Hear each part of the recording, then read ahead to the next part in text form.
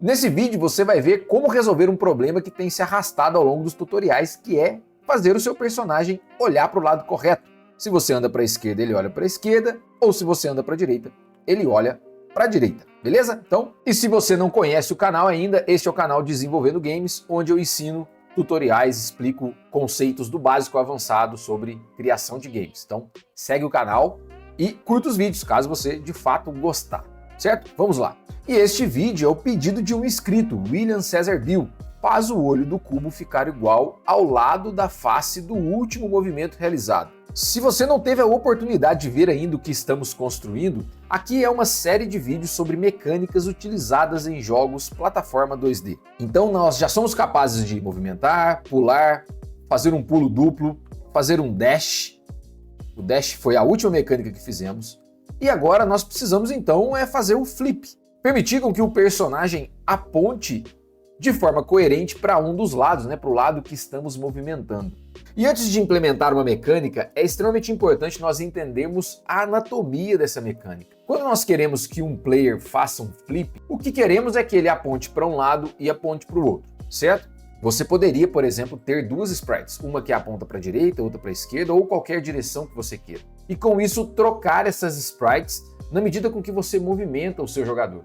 No entanto, há uma forma muito mais prática para fazer isso em jogos 2D. Mas para isso nós precisamos entender um pequeno conceito que está aqui escondido no Transform. Quando nós estamos trabalhando com imagens, isso serve para modelos 3D também, mas para sprites é mais fácil de visualizar. Quando você está trabalhando com sprites, existe um componente aqui que é a escala. A escala, apesar do próprio nome dizer que é, de certa forma, o tamanho no qual o objeto vai ser desenhado, ela diz respeito também à ordem na qual esse objeto vai ser desenhado. Como assim? Bom, a sprite é um conjunto de pixels. Você pode ter sprites em pixel art, que é um estilo de arte, mas não necessariamente. Hoje as sprites possuem altíssima definição e você consegue ter desenhos vetoriais e não necessariamente pixelados. Mas o que isso quer dizer é que você tem pixels em todo caso. E a escala diz a ordem na qual esses pixels também serão desenhados.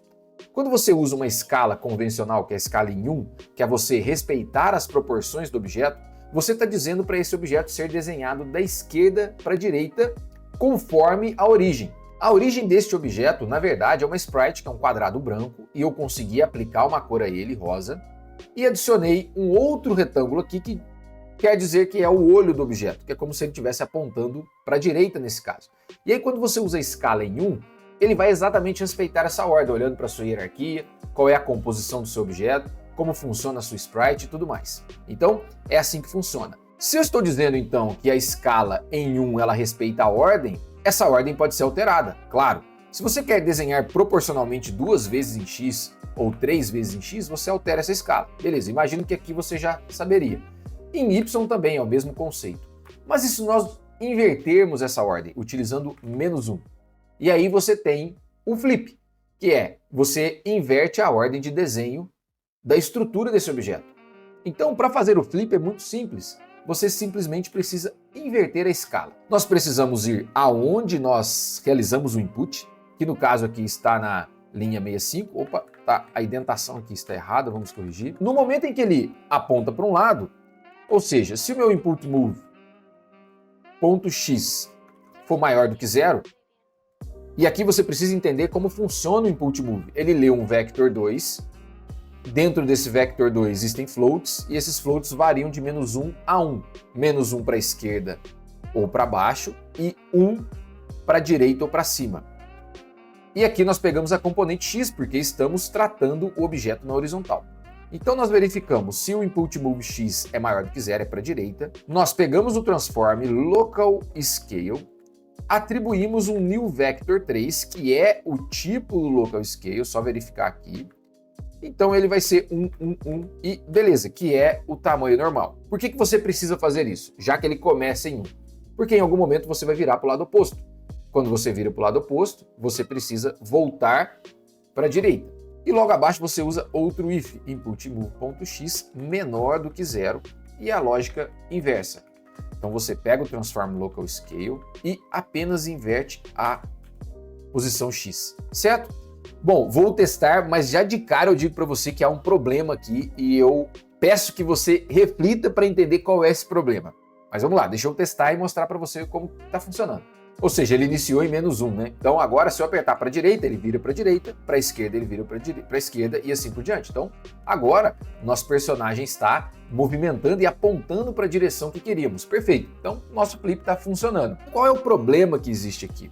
A escala está hard-coded, que falamos, né? Então os valores da escala estão pré-definidos. E aí você pode pensar, então basta que eu use os valores existentes, certo? Nós podemos adotar essa solução e vocês vão ver que há outro problema. E o que isso causa na prática? Digamos que o seu objeto tem uma escala diferente, por exemplo, uma escala 2 em x. Quando você virar para o outro lado, ele vai resetar para 1, porque os nossos valores estão lá, estão explícitos, né? Então eu vou colocar 1 na escala. E aí você não consegue preservar a escala original desse objeto.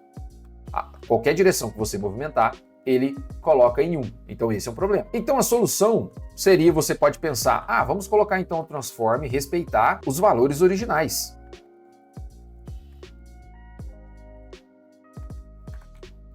Então você pega os valores originais, coloca no local scale quando ele anda para a direita e inverte a posição x quando ele anda para a esquerda. Bom, pode até parecer, mas ainda é mais problemático do que a primeira versão. Por quê? Veja bem, quando eu ando para a direita, primeiro que ele não troca. E quando eu ando para a esquerda, ele fica flicando. Porque a todo momento ele está invertendo. Se eu ando para a esquerda, ele fica pegando a posição atual e invertendo com o menos. E aí, quando você está para a esquerda, menos com menos dá mais, então ele vira para a direita. E quando você está para a direita, que é mais, mais com menos dá menos. Então ele fica a todo update invertendo a ordem, por isso que ele está flicando, certo? Tá, como é que nós resolvemos isso? De uma maneira bem mais simples. Nós precisamos entender, então, que a mudança de direção do personagem está relacionada com o fato dele estar tentando andar para uma direção e apontando para outra. Porque se ele estiver apontando para a direita e andando para a direita, perfeito, você preserva a face. Agora, se ele estiver andando para a direita e apertar para a esquerda, ou vice-versa, andando para a esquerda e apertar para a direita, aí você precisa inverter. E aí, como que você resolve isso de uma maneira extremamente simples? Vamos apagar esse código aqui. E você precisa fazer uma única verificação. Por exemplo, seu input move .x, que é o valor -1 ou +1 da sua movimentação, vezes a própria escala, porque a nossa escala é que diz se ele está apontando para a direita ou para a esquerda, é menor do que 0. Bom, mas por que isso?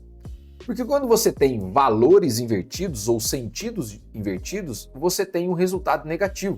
Então, se o input move for positivo e a minha escala for negativa, vai dar -1. Se o meu input for -1 e minha escala +1, vai dar -1 também. Então, quando for negativo, menor do que 0, você vai pegar o seu transform local scale e inverter a ordem do seu eixo x. Então eu pego -transform.localscale.x, transform.localscale.y,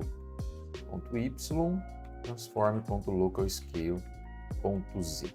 Vamos ver o que acontece. Agora, quando invertemos a nossa direção, perfeito, ele está fazendo conforme respeitamos. E vamos fazer o teste da escala. Se eu multiplicar por 2 e tentar inverter, beleza, ele também preserva a escala. Essa é a lógica correta de fazer o flip.